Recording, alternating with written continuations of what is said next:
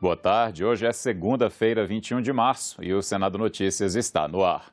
A Comissão de Meio Ambiente realizou hoje o segundo colóquio Brasil-Alemanha sobre política e direito ambiental.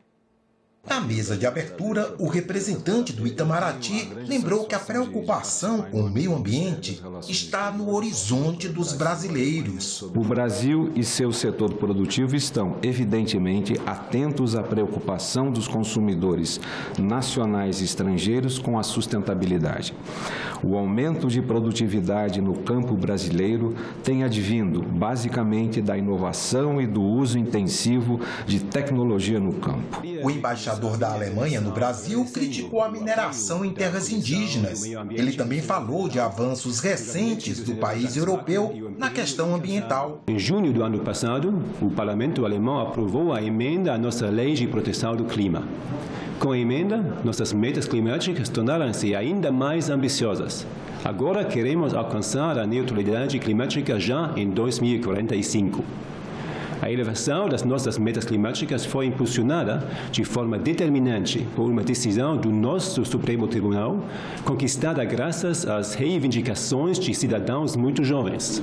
Em sua exposição, a ministra Carmen Lúcia, do STF, recordou a evolução da Carta Magna até 1988, quando consagrou o direito ambiental entre os direitos fundamentais.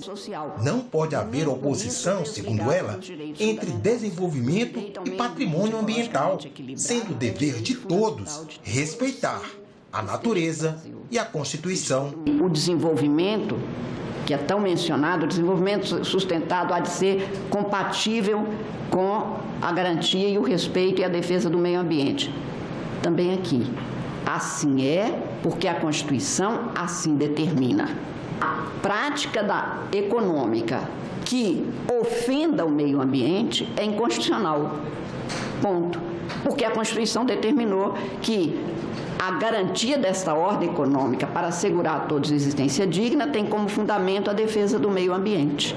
O ministro do Superior Tribunal de Justiça, Herman Benjamin, lembrou um grande avanço do país: o Código Florestal Brasileiro de 1965. Florestas, mesmo as privadas, preenchem uma função ecológica de proteção da água, de proteção da fauna, de proteção do meio ambiente. Ele lamentou o desmatamento crescente no Brasil. E os fatos e os números estão aí. Que difícil é para alguém negar o avanço enorme, inadmissível. Inadmissível não é na nossa perspectiva, é da Constituição e das leis do desmatamento no nosso país. A Comissão de Desenvolvimento Regional se reúne hoje às 6 horas para o ciclo de debates Sistema Nacional de Proteção e Defesa Civil, Panorama Atual e Desafios no Cenário de Mudanças Climáticas. Aberta consulta pública para simplificação do processo administrativo e tributário. Sugestões podem ser encaminhadas até o dia 6 de maio pelo e-mail que aparece aí na sua tela. A comissão de juristas que prepara a modernização do processo vai analisar as propostas. No dia 30, a comissão vai realizar audiência pública às 10 da manhã com especialistas em questões tributárias. Essa comissão foi instalada na quinta-feira com participação do presidente do Senado, Rodrigo Pacheco, e do presidente do Supremo Tribunal Federal, Luiz Fux. Na pauta, a urgência em dar maior celeridade a processos que têm atrasado a vida dos cidadãos e sobrecarregado o sistema judiciário. O calendário dos trabalhos foi apresentado junto com a indicação dos responsáveis por cada um dos temas. O presidente do Senado Federal, Rodrigo Pacheco, destacou a importância da celeridade na solução dos processos. Pacheco ressaltou que cabe ao elaborador aumentar a clareza com que se expressa para que não reste dúvida ao cidadão em relação à determinação legal. Estudo do Instituto Brasileiro de Planejamento e Tributação, divulgado no último trimestre do ano passado, mostra que desde a Constituição de 1988 até aquele momento, já tinham sido editadas mais de 6,7 milhões de normas, 813 por dia útil. Em tempos críticos ao bom funcionamento do Estado, como na matéria tributária, responsável por gerar os recursos de sustentação de suas estruturas, o que garante o cumprimento pleno de suas funções, eram mais de 443 mil normas, das quais quase 31 mil estavam em vigor em 30 de setembro do ano passado. 2,21 normas criadas por hora, considerando os dias úteis. Pacheco também lembrou que as normas são fundamentais para o país, mas não refletem da forma como estão o que a sociedade espera. Uma demanda por procedimentos mais ágeis que permitam rápida solução de conflitos. Entre as novas tendências, deveria ser possível, por exemplo, realizar mais facilmente a composição das partes fora do estrito âmbito judicial, ajudando a desafogar o judiciário, sempre às voltas com milhares de demandas, muitas das quais repetidas, ou o uso mais intenso de tecnologias de comunicação e informação que evitem custos extras desnecessários nas várias fases dos processos. De acordo com o presidente do Supremo Tribunal Federal, o volume de litígios que são apresentados aos tribunais é extenso e torna as discussões muito longas. O importante não é que o processo todo tributário tramite na esfera judicial. Em vários países do mundo, há o contencioso administrativo e tributário e só se judicializa a questão jurídica tributária.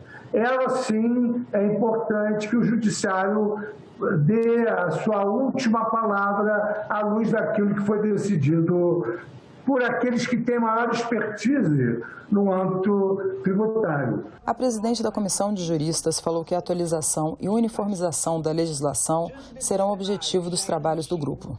Tem-se, portanto, excelente oportunidade para reflexão e apresentação de sugestões endereçadas ao aperfeiçoamento da disciplina normativa do processo administrativo nacional, bem como de temas inseridos no âmbito do chamado direito processual público, com destaque para as medidas de redução de litigiosidade.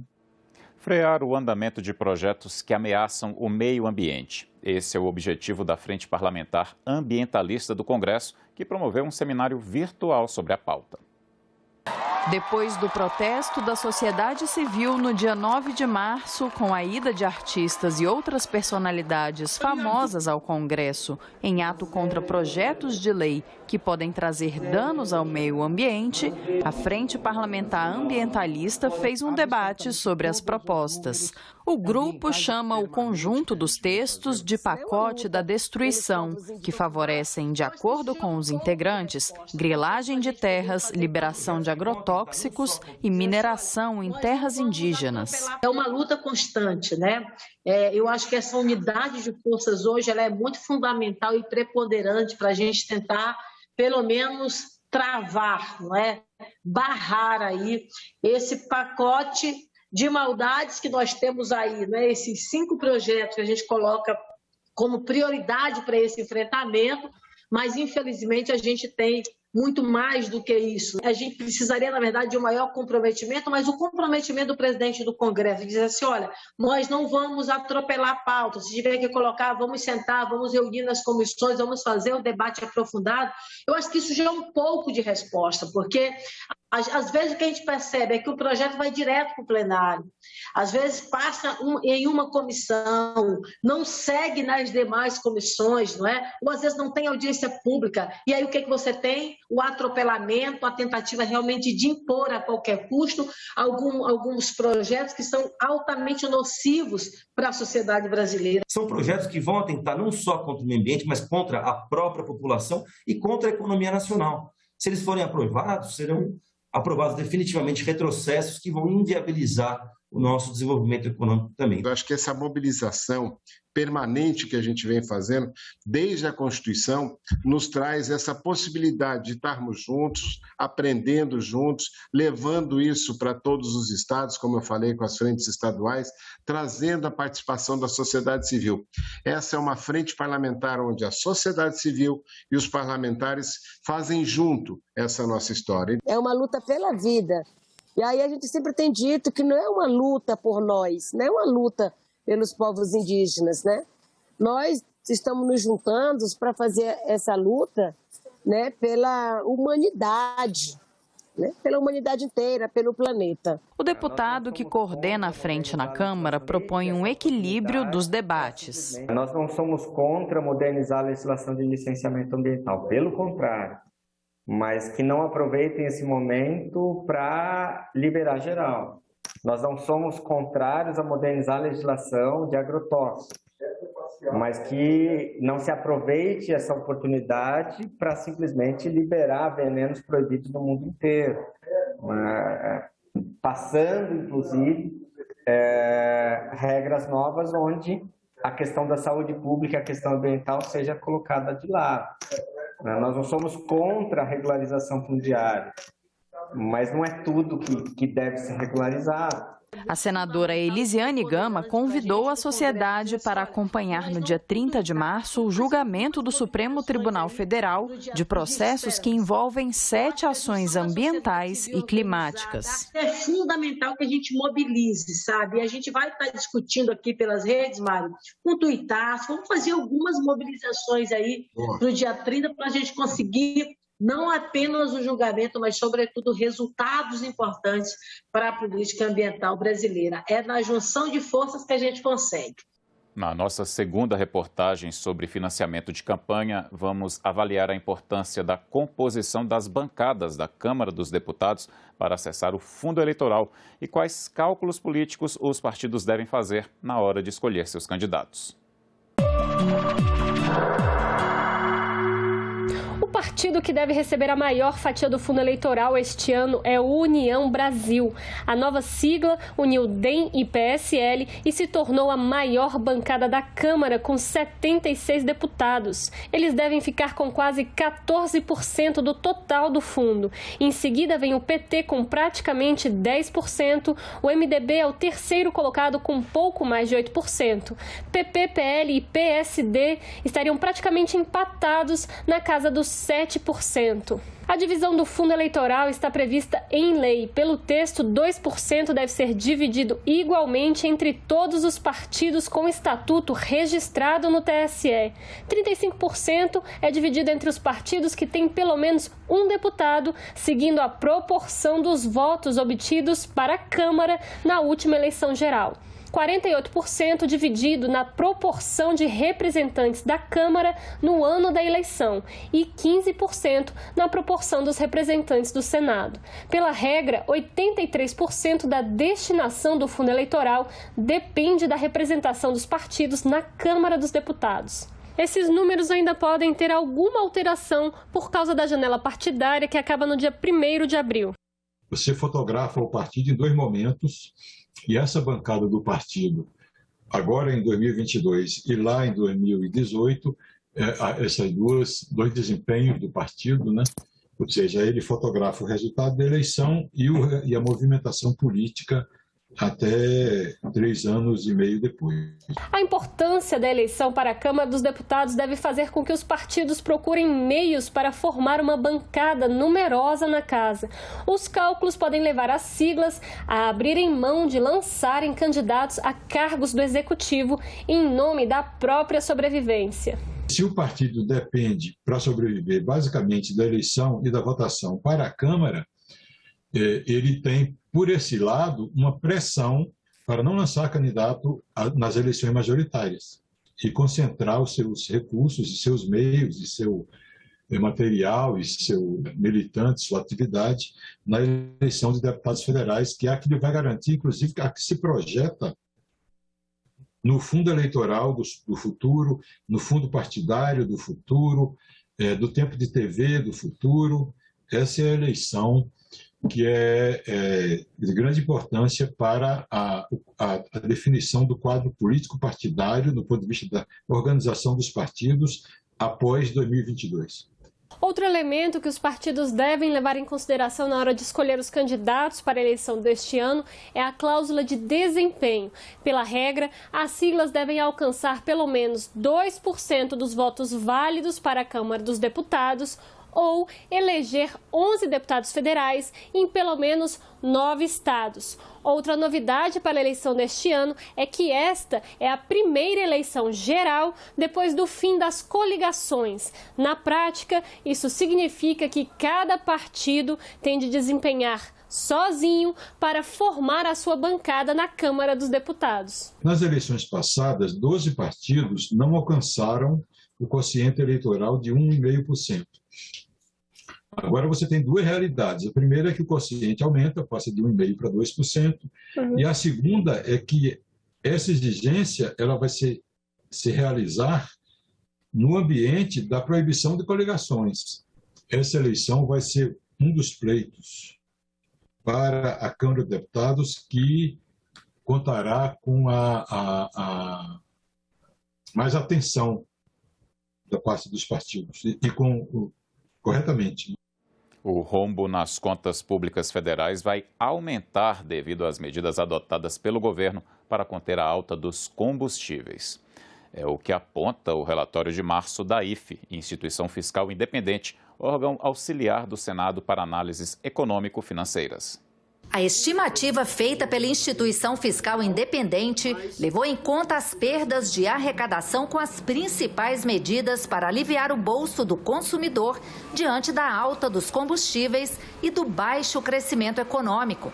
Entre essas medidas, o relatório aponta a redução do IPI para automóveis e vários produtos, anunciada pelo governo, a isenção do PIS/COFINS sobre combustíveis, válida até dezembro de 2022, e o projeto aprovado pelo Senado no início deste mês, que cria a chamada Conta de Estabilização dos Preços do Petróleo. No orçamento deste ano, o governo fixou o déficit em 76,2 bilhões de reais. É a diferença entre receita e despesa.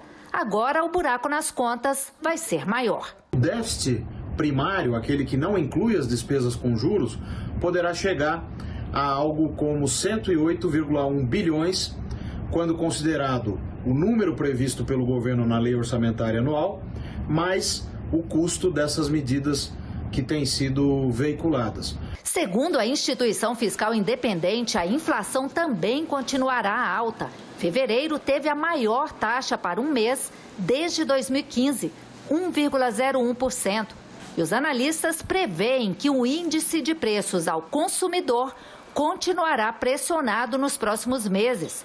O reajuste anunciado pela Petrobras, de 18,7% no preço da gasolina e de 24,9% no do diesel, terá impacto sobre essa estimativa. O relatório de acompanhamento fiscal deve continuar nos próximos meses a refletir os estudos, análises que a IFE vem produzindo em relação às medidas anunciadas pelo Congresso e pelo governo, sobretudo nessa matéria de preços de combustíveis que tem uma implicação ou podem ter uma implicação nas contas públicas bastante significativa. O relatório cita o agravamento das tensões geopolíticas no leste europeu. A guerra na Ucrânia deverá afetar a economia global em 2022, com mais inflação e menor crescimento, e deverá impactar também as variáveis macroeconômicas e fiscais do Brasil, alerta a Instituição Fiscal Independente.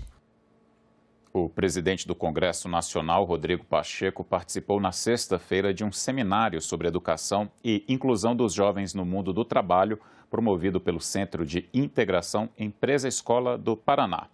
Durante a apresentação, o senador destacou a necessidade de que estudantes aprendam em sala de aula sobre diversidade e respeito à Constituição. Durante a palestra, o presidente do Congresso Nacional, senador Rodrigo Pacheco, disse que o planejamento de ações de qualidade na educação de crianças e adolescentes é um dos caminhos para o progresso do país. Quando nós falamos de desafios nacionais, nós temos sempre que invocar algo que deve ser o solucionador de eventuais conflitos de ideias. Todos nós temos a boa intenção de vermos o Brasil desenvolvido. Há ideias de um jeito, há ideias de outro, por vezes essas ideias se conflitam. E não há forma melhor de se entender o que é melhor para o Brasil, senão encontrar na Constituição Federal de 1988 as diretrizes que nós precisamos para o nosso país. Descumprir a Constituição, aviltá-la, criticá-la severamente como se fosse um pedaço de papel, é algo é algo muito nocivo para o nosso país. Rodrigo Pacheco afirmou que a educação de excelência para estudantes deveria ser uma das prioridades de um plano nacional de diretrizes, com a inclusão de temas como o respeito às instituições, a Constituição e a diversidade. O presidente do Congresso também lembrou que é primordial que as crianças e adolescentes contem com a família e tenham assistência social, psiquiátrica e psicológica. Essa educação relevante, para a qual também tem que se incrementar com tecnologia, para uma geração que, repito, não pode faltar nada da presença do Estado e da família, o comando constitucional, é o que eu considero muito além de reforma tributária, previdenciária, trabalhista, teto de gastos, responsabilidade fiscal, agronegócio, tudo quanto vá, é o que vai consertar o nosso país em médio e longo prazo. Para isso, evidentemente, é preciso haver planejamento, que infelizmente no Brasil hoje nós padecemos, e não estou aqui fazendo crítica pontual a absolutamente ninguém, só estou dizendo que o Brasil sofre da falta de planejamento de ações, sequer tem um Ministério do Planejamento em Brasília. E um planejamento que possa então ser efetivamente executado pelo Estado, com a participação da família, com a participação da sociedade, em relação a tudo quanto há, sobretudo em relação à educação. No encerramento do evento, os 3 senadores da bancada do Paraná, Álvaro Dias, Oriovisto Guimarães e Flávio Arnes, entregaram uma homenagem a Rodrigo Pacheco. O Centro de Integração Empresa-Escola do Paraná parabeniza o excelentíssimo presidente do Congresso Nacional, Rodrigo Pacheco, por sua brilhante palestra no seminário Educação e Inclusão de Jovens no Mundo do Trabalho, Curitiba, março de 2022.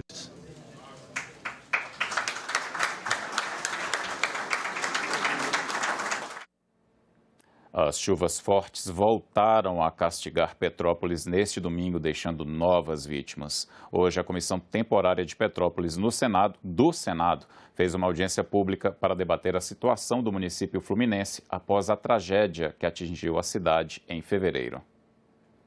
Os senadores abriram a reunião com 1 minuto de silêncio em homenagem às vítimas do último temporal que aconteceu em Petrópolis na noite deste domingo e que matou ao menos 5 pessoas. Parecia uma reedição da tragédia que em fevereiro abalou o município e que deixou mais de 230 mortos, além de inúmeros desaparecidos e pessoas desabrigadas. Essa comissão acredita realmente, definitivamente, que ao término desse período de praticamente 30 dias, que será o tempo dessa comissão, a gente decididamente, definitivamente, consiga ter uma ideia bem clara das coisas, das ações que a gente vai poder fazer e realizar daqui para frente para poder evitar ao máximo que, se houver outras tragédias como essa, a gente possa salvar o maior número de vidas possível. Os senadores da comissão estiveram na cidade na semana passada, quando sobrevoaram as áreas atingidas e se encontraram com representantes dos moradores e com autoridades. Eu defendi a aprovação pela Câmara de 2 projetos de iniciativa do Poder Executivo. O primeiro deles, a aquisição pela Prefeitura de bens imóveis para abrigamento de famílias afetadas pela tragédia e a criação da NFT de Petrópolis, ativo intangível análogo ao antigo selo, que permitirá a arrecadação de recursos para a recuperação da cidade. Realmente é uma medida inovadora. A Ucrânia arrecadou 34 milhões com sua NFT, que traz a memória da guerra, e Petrópolis, eu acho que precisa da memória da reconstrução. Na audiência pública, o engenheiro Wagner Victor sugeriu um mapeamento rápido do que pode ser drenado, a criação de um órgão de geologia para a região serrana e um sistema mais moderno de sinalização e emergência. Eu acho que tem que criar um novo sistema moderno de sinalização de emergência. E com contingência, você não pode trabalhar com sistema. Você tem que trabalhar, eu vejo até muitas vezes no Rio de Janeiro, você trabalha com SMS, mas você tem que trabalhar simultaneamente com sirene, SMS, WhatsApp, e até colocar em áreas específicas um bip ou uma sirene local, onde você possa, de maneira bem antecipada, você comunicar às pessoas para buscar locais. Nós estamos à disposição, como Serviço Geológico, para prestar todas as informações, todo o nosso conhecimento, todo o nosso know-how, para que as entidades responsáveis para fazer os trabalhos relacionados ao conhecimento preliminar, ao conhecimento preventivo de oportunidade de ocorrência de desastre, nós possamos ajudar. E mais importante nisso tudo é a população entender também que ela precisa respeitar o que a Defesa Civil fala. Se ela diz que é necessário e importante sair do local, ela tem que entender que é importante. Então, precisamos sim massificar essa informação, precisamos sim envolver a sociedade civil em algum momento nesse contexto para que ela possa entender o que é o risco, o que é o desastre, né? Precisamos mobilizar essas pessoas e sensibilizá-las da importância desse tema. Estudo preliminar indica que há cerca de 25 mil residências em área de risco em Petrópolis, podendo alcançar até 30 mil. É preciso buscar terrenos que possam abrigar novas construções, com a dificuldade que, quando não é morro, é vale. Assim é o relevo de Petrópolis.